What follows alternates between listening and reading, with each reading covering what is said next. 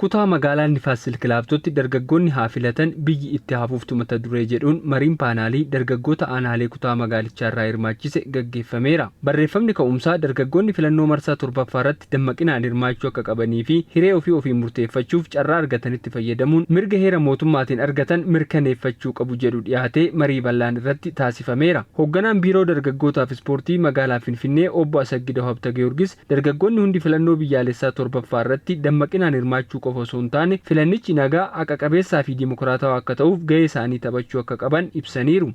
በትክክል ዲሞክራሲን የታየበት ምርጫ ነበር ስድስተኛው ሀገራዊ ምርጫ Filannoon biyyaalessaa marsaa jaaffaa dhugaatti dimokiraasiin kan itti mul'ate ture. Sun filannoo marsaa kana gaggeeffamuuf bu'uura cimaa kaa'ee kan darbedha.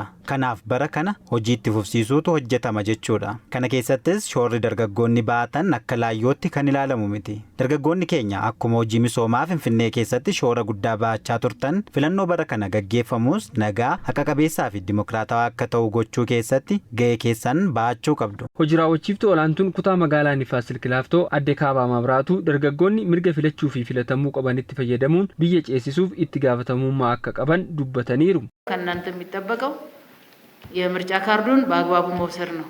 Isinirraa kan eeggamu kaardii filannoo fudhachuudha. Kunis carraa mirga keessanitti fayyadamuun kan ittiin mirkaneessitanii fi mootummaa biyya ni ceesisa jettan filachuun egeree biyya kanaa kan ittiin murteessitanidha. Nutis gama keenyaan hanga filannoon ga'utti dargaggoonni hirmaannaa isaanii akka guddisaniif haala ni mijeessina. Jijjiirama as magaalaa Finfinneetti gaaffilee warra rakkoo bulchiinsa gaarii dargaggoonni kaasaa turan furamaa jiraachuus adde Kaabaan ibsaniiru. ከወጣቶች መዋያ ጋር ተያይዞ Iddoo oolmaa dargaggootaa waliin wal qabatee gaafii yeroo dheeraaf rakkoo bulchiinsa gaarii kan turan furuuf hojjetamaa jira. Keessattuu jijjiirama as misooma koridariitiin gaafiin dargaggoota magaalaa keenyaa deebi'aa jira. Fuuldurattis dargaggoota keenya gama maraan fayyadamoo taasisuuf kun cimee kan itti fufu ta'a. Dargaggoonni maricha irratti hirmaatanis filannoo biyyaalessaa marsaa torbaffaa irratti dammaqinaan hirmaachuuf qophaa'uu ta'uu fi filannoon kun nagaa haqa qabeessaa fi dimokiraatawaa ta'ee akka goolabamuuf gahee isaanii kan ba'atan ta'uu himaniiru. Qophii nurraa akka dargaggeessatti eeggamu gochaa jira. Dargaggeessa na cidhaallee jiru. Kaardii filannoo kana akka fudhatuuf jajjabeessaan jira. Dargaggeessi tokkoffaan biyya kana ceesisuuf biyya kana ijaaruu fi sagalee kennuu qaba. Sagalee isaa seeraan kaardii filannootiin kaawwachuu qaba. Biyya isaa cinaa dhaabbachuu qaba. Filannoo bara kanarratti nuti akka dargaggootatti gahee olaanaa qabna. Carraa addaatis immoo filannoon kun jechuun filannoon marsaa torbaffaa kun dargaggeessi sagalee ofii gahee ofii hiree ofii akka murteessu nu gargaara jechuudha.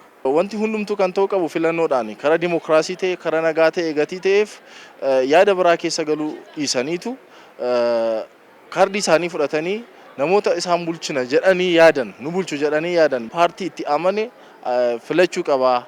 Waliinis dhaabbachuu qaba. Nageenya biyyaa eegsisuu qaba.